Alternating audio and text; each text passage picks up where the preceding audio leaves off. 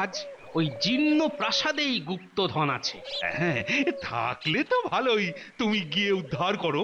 হুম, আমি সেখানে একলা যাব না মহারাজ, আমার চেলা চামুন্ডারাও সঙ্গে যাবে। কেন কেন কেন, সবাই আবার একসাথে কেন? গুপ্তধন পেলে তো ভালোই, আর না পেলেও বেশ মজার অভিযান হবে। তা ঠিক আছে, তবে আমি তো আর সেখানে তোমাদের।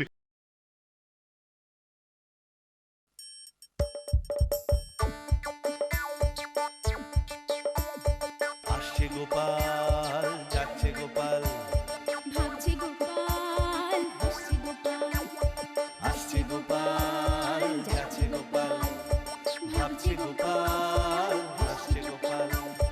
যুগের পরে যুগ কেটে যায়, মানুষ তাকে ভোলে না।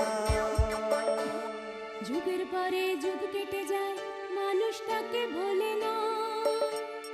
চলে না রে, চলে না রে, চলে না রে, চলে না, চলে না রে, চলে না রে, তাকে ছাড়া চলে না। কে সে? পরিচয় কি তার? হাসির রাজা, জ্ঞানের রাজা, রসিক রাজা গোপাল ভাঁড়। হাসির রাজা, জ্ঞানের রাজা, রসিক রাজা গোপাল ভাঁড়। হাসির রাজা, জ্ঞানের রাজা।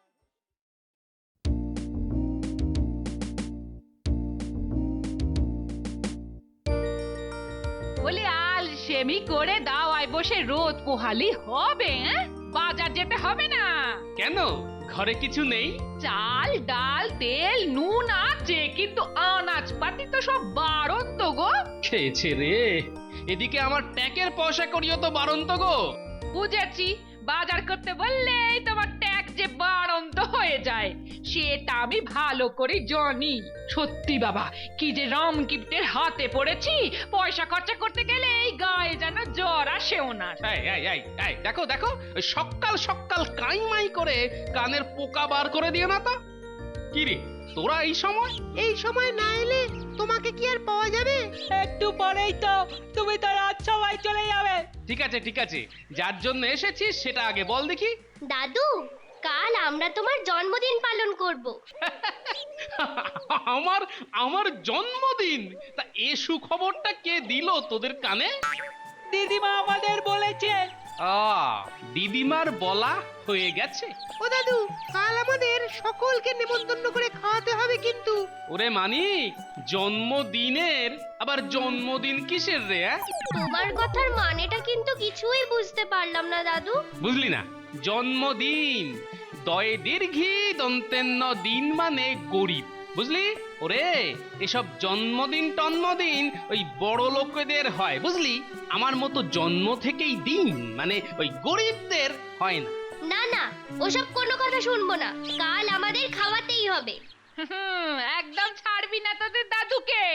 কিছু চাইলেই শুধু গরিব গরিব করে কিপটেমি করবে। হ্যাঁ, ইস, কিপটেমি করলেই যেন ছাড়া পাবে। ও দাদু বলো না, কাল আমাদের নেমন্তন্ন করবে তো? আমরা কিন্তু খাবোই খাবো, মাছ ভাত দই মিষ্টি। একবার হ্যাঁ বলে দাও না দাদু। ও দাদু, দাদু, ও দাদু, ও দাদু, দাদু। আচ্ছা আচ্ছা বাবা, আচ্ছা আচ্ছা, খাওয়াবো খাওয়াবো খাওয়াবো। কাল কিন্তু রাজসভা থেকে তোমায় ছুটি নিতে হবে, সারা দিন খুব আনন্দ করব আমরা। ও বাবা, আবার ছুটিও নিতে হবে? না নিলে কিন্তু আড়ি। নিতেই হবে, নিতেই হবে। তথাস্তু। কি মজা, কি মজা। মহারাজ, ভেতরে আসবো? আরে গোপাল যে, এসো এসো এসো, বলো কি ব্যাপার? ওই কালকে আমায় ছুটি দিতে হবে মহারাজ। ছুটি? তো ছুটি কেন? আগে ওই কাল আমার জন্মদিন মহারাজ। জন্মদিন তোমার? বেশ বেশ, তা জন্মদিনে ছুটি নিয়ে কি করবে? না তেমন কিছু নয়, ওই আমার ওই নাতিপুতিরা বায়না ধরেছে, ওদের নেমন্তন্ন করে খাওয়াতে হবে। খুব ভালো খুব ভালো। তা গোপাল, কত হলো? মানে? বাবা বলছি যে মেঘে মেঘে বেলা কত হলো, মানে বয়স বয়স। আমার এই কেশিন মাথার জ্বালার মতো ভুঁড়ি দেখে যতই আমায় বয়স্ক ভাবুন না কেন, আমি কিন্তু কচি। তুমি তো কচি হে, একেবারে তাল শস্যের মতো কচি। তোমার চকচকে মাথাটি তো সেই কথাই বলে। তবে আপনি কিন্তু হাজার চেষ্টা করেও এমন মুড়ি আর এইসান ভুড়ি বানাতে পারবেন না।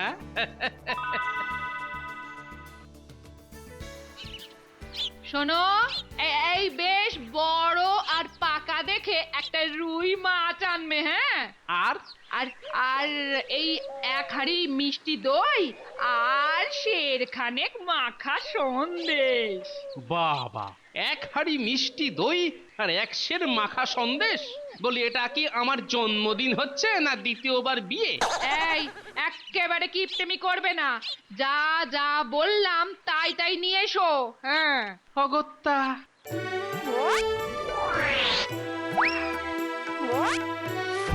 দাদু, এই আসনটাতে বসো তো। কেন রে? আহা, বসোই না।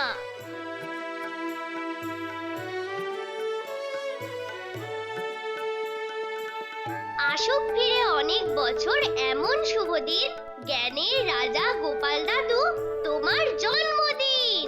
ওরে, এতদিন আমি জানতাম যে আমি জন্ম থেকেই দিন, কিন্তু বুঝলি, আজ মনে হচ্ছে এই দুনিয়ায় আমার মতো আমির আর কে আছে বল দেখি। যাও এবার বাজারে যাও, নাতি পুতি গুলো তো দুপুরে খাবে নাকি? যাও। গোপাল, এই মহারাজ এগুলো পাঠিয়েছেন। আমার জন্যে? হ্যাঁ, জন্মদিনের উপহার।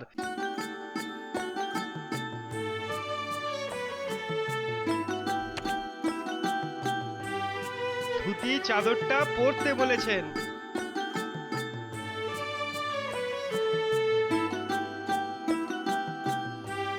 মহারাজকে বলো খুব খুশি হয়েছি আমি।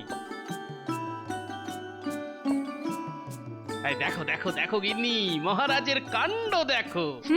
তোদের কিপটে দাদুর আর বাজার খরচ করতে হলো না। এই জন্যই বলে, যে খাই চিনি তারে যোগায় চিন্তামণি।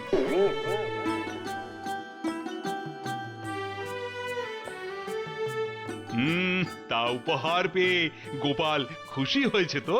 খুশি হয়েছে মহারাজ, ধুতি চাদর হাতে নিয়ে এই কপালেও ঠেকিয়েছে।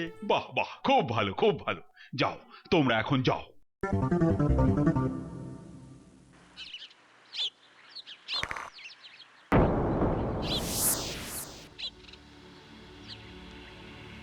এই মনে তো হচ্ছে সোনার কৌটো, কিন্তু এ কি কাণ্ড!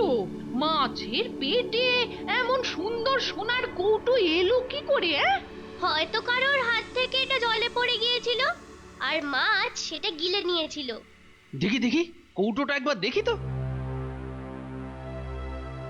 কৌটোর ঢাকনা তো বন্ধ, খুলে দেখতে হবে।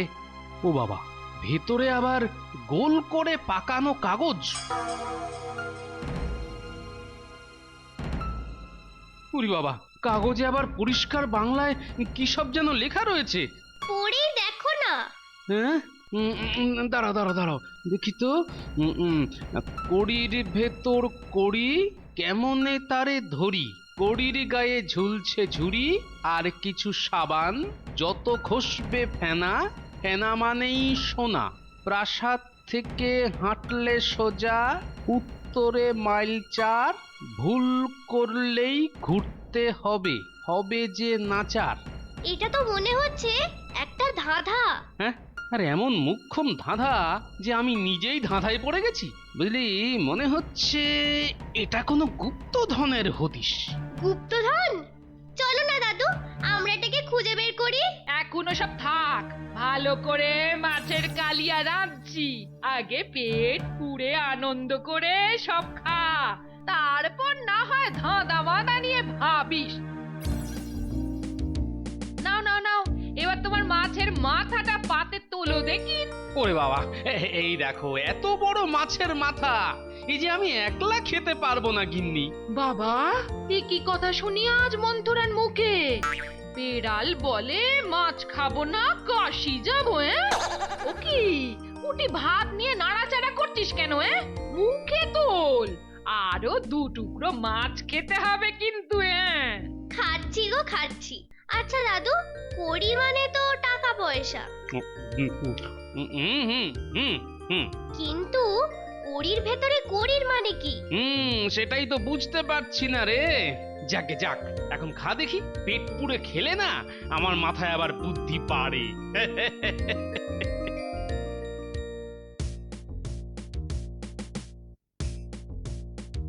নিচ দিয়ে যাবেন না বাবু, কড়ি থেকে ঝুলটুল মাথায় পড়তে পারে। আরে এগুলোকেও তো কড়ি বলে। ধাঁধায় লেখা আছে কড়ির ভেতর কড়ি, তার মানে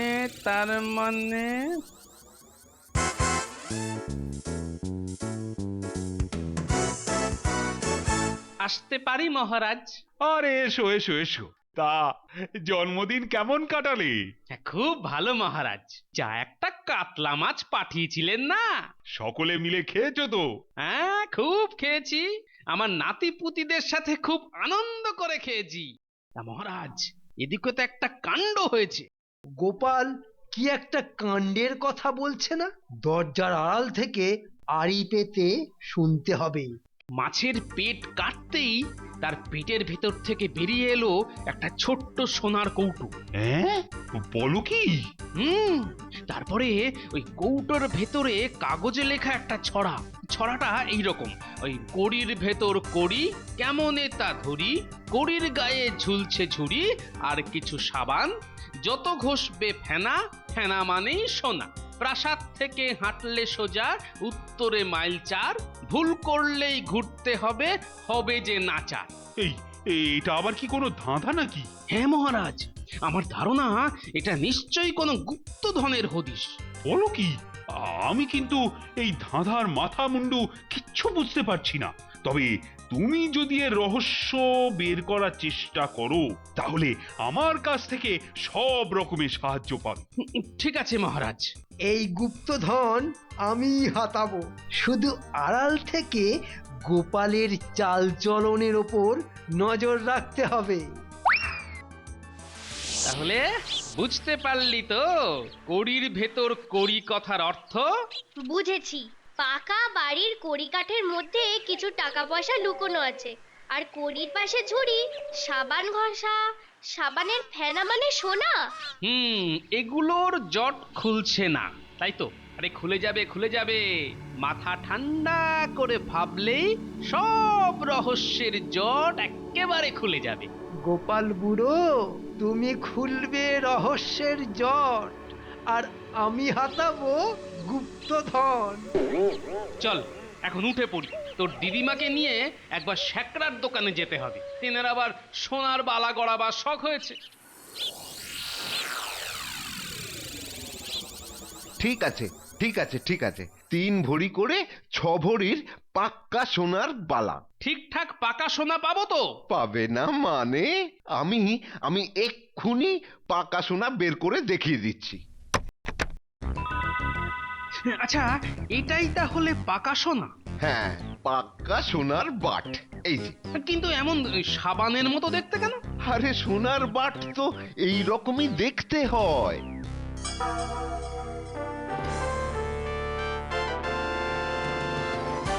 ও কি, গোপাল হঠাৎ করে উঠে চলে গেল? ওই রকম কখন যে মাথায় কি খেয়াল চাপে, ও সব নিয়ে আপনি ভাববেন না। সোনা আমায় দেখান, হ্যাঁ আমায় দেখান।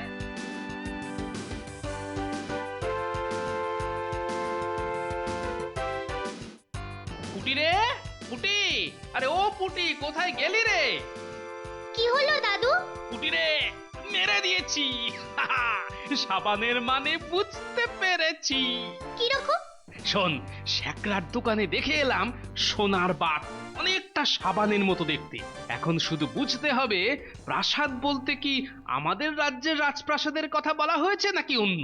তাছাড়া এখানে আর রাজপ্রাসাদ কোথায়? এবার শুধু দেখতে হবে আমাদের রাজপ্রাসাদের উত্তর দিকে মাইল 4 মধ্যে কোনো ভেঙে পড়া পরিত্যক্ত পাকা বাড়ি আছে কিনা। পরিত্যক্ত পাকা বাড়ি। হতে পারে। শোন, তুই দাঁড়া, আমি চট করে মহারাজের কাছ থেকে ঘুরে আসি।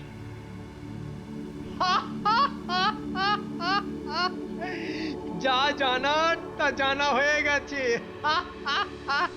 ওরে বেটা গোপাল, তোরা পৌঁছাবার আগেই আমি সব হাতিয়ে নেব।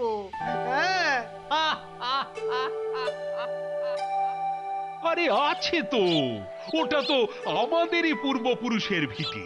শুনেছি ওটা জীর্ণ হয়ে যাবার পর এই প্রাসাদ তৈরি হয়। আমার মনে হয় মহারাজ, ওই জীর্ণ প্রাসাদেই গুপ্তধন আছে। হ্যাঁ, থাকলে তো ভালোই, তুমি গিয়ে উদ্ধার করো। আমি সেখানে একলা যাব না মহারাজ, আমার চেলা চামুন্ডারাও সঙ্গে যাবে। কেন কেন কেন, সবাই আবার একসাথে কেন? গুপ্তধন পেলে তো ভালোই, আর না পেলেও বেশ মজার অভিযান হবে। তা ঠিক আছে, তবে আমি তো আর সেখানে তোমাদের একলা যেতে দিতে পারি না। কেন মহারাজ? বলা তো যায় না, ওই ভাঙা বাড়ির মধ্যে সাপ, খোপ, ডাকাত, জানোয়ার কত কি থাকতে পারে। শোনো, তোমাদের পাহারায় কিছু রক্ষীও যাবে তোমাদের সঙ্গে।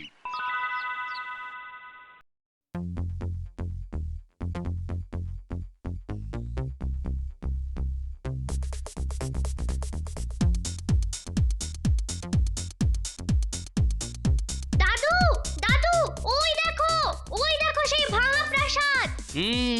দেখতে পেয়েছি। আমাদের কিন্তু খুব সাবধানে বাড়িটার মধ্যে ঢুকতে হবে। মহারাজ বলে দিয়েছেন, আগে পিছে আমরা যাব আর মাঝে যাবে তোমরা।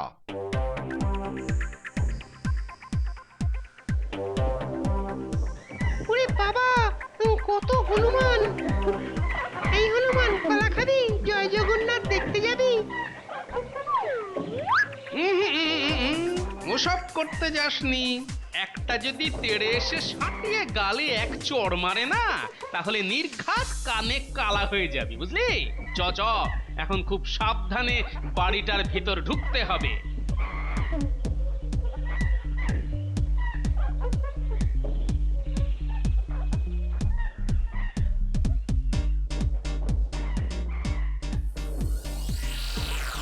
বাবা, কত বড়! ইস, প্রায় পুরো ভেঙে গেছে।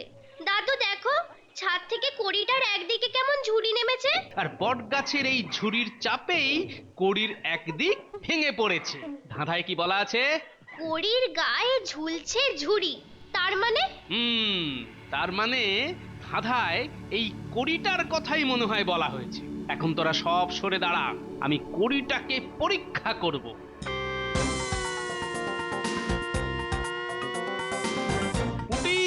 কড়ির ভেতর বড় সড়ো একটা খোঁদল রয়েছে রে। ওর মধ্যে তাহলে নিশ্চয়ই কিছু আছে। ধাঁধার মানে এবারে বুঝলি তো? এ সাবান সাবান নয়, এ হলো সাবানের মতো দেখতে সোনার বাট। কত সোনা, কত সোনা! দাদু, আমরা নেব তো? না না না, নিস নে, তোমরাও কেউ নেবার চেষ্টা করবে না। কেন? কেননা আমার মনে হচ্ছে এগুলো দাবিদারহীন নয়, এগুলো নিশ্চয়ই কোনো মালিক আছে। কি করে বুঝলে? দেখ, বাড়িটা খুব পুরনো হলেও আমার মনে হয় এই সব সোনা কিছুদিন আগেই, মানে বটের ঝুড়ির চাপে কড়ি ভেঙে পড়ার পরেই রাখা হয়েছে। হ্যাঁ, ঠিক কথা। না হলে সে আগে থেকে জানবে কি করে যে এই কড়িটায় বটগাছ হবে? তাই এর মালিকের অনুমতি ছাড়া এগুলো নিলে চুরি করা হবে। আর সব থেকে বড় কথা, আমরা শুধু ধাঁধার রহস্য ভেদ করতে এসেছি, সোনা হাতাতে নয়। আরে, ওখানেও একটা গয়না পড়ে আছে।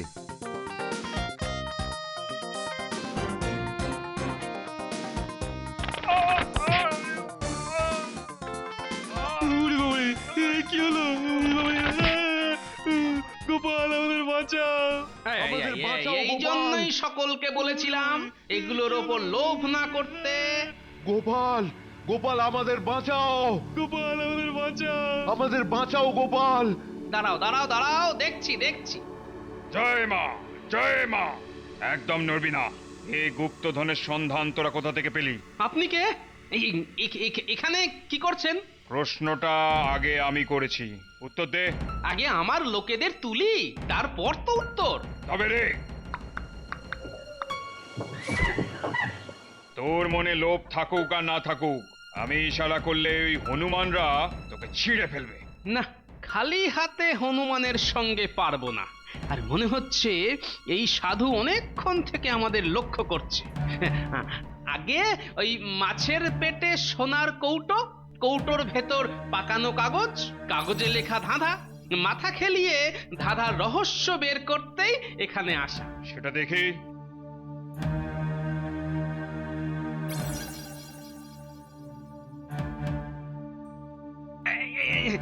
এই যে, এই যে। বেশ, এটা বুঝলাম যে এটা তোর ভাগ্যেই ছিল। যা, এগুলো নিয়ে বড়লোক হবি, যা। না না সাধু বাবা, বড় লোক হবার জন্য গুপ্তধন খুঁজতে আসিনি আমরা। তাহলে? আসলে ওই গুপ্তধন খোঁজার রহস্যের মজা নেবার জন্যই এখানে এসেছি। আর এই গুপ্তধন যখন পেলাম, তখন এটা সাধারণ মানুষের সেবাতেই কাজে লাগাবো। সাবাস, এখনো তাহলে কিছু বুদ্ধিমান আর নির্লোভ লোক আছে এ সংসারে। আমি তো ভেবেছিলাম শুধু চোর ছেঁচড়ে ভরে গেছে, আর তাদের ধরতেই আমার তৈরি এই ফাঁদ, যার মধ্যে এইমাত্র রক্ষীরা পড়ে গিয়েছিল।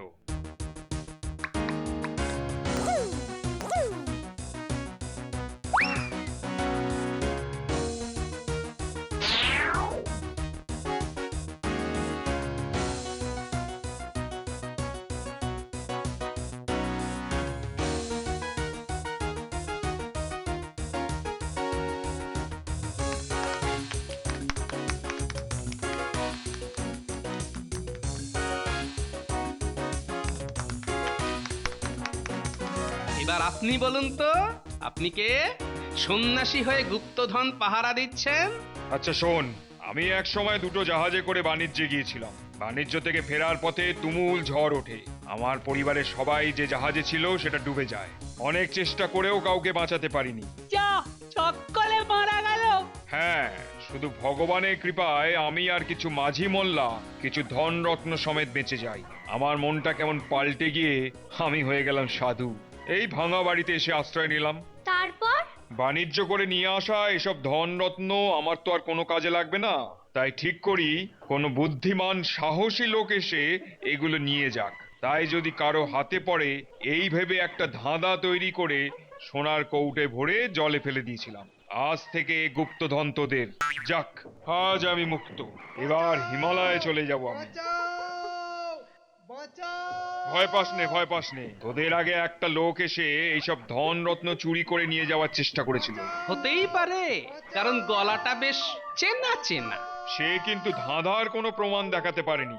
আমার স্থির বিশ্বাস ওটা একটা চোর, তাই মন্দিরে ওকে আটকে রেখেছি। আমার পোষা হনুমানের দল ওকে পাহারা দিচ্ছে। লোকটাকে একবার দেখতে পারি?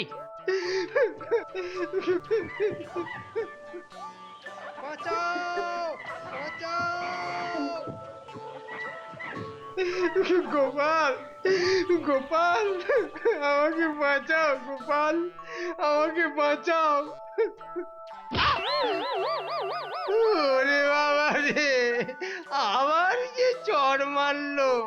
ও গোপাল, ওই হনুমানের হাত থেকে আমাকে বাঁচাও ভাই। এই তো সেই চোর। তা তুই কি চিনিস একে?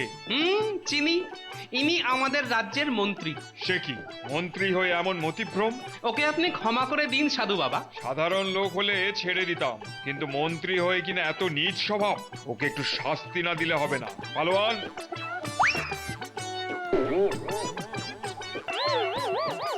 তাহলে মন্ত্রী মশাই, ওর ঘাড় থেকে আগে লোভের ভূত ছাড়াই, তারপর ছাড়বো। তোরা এখন সব সোনা দানা হিরে জহরত নিয়ে ঘরে ফিরে যা। যা, জয় মা, জয় মা।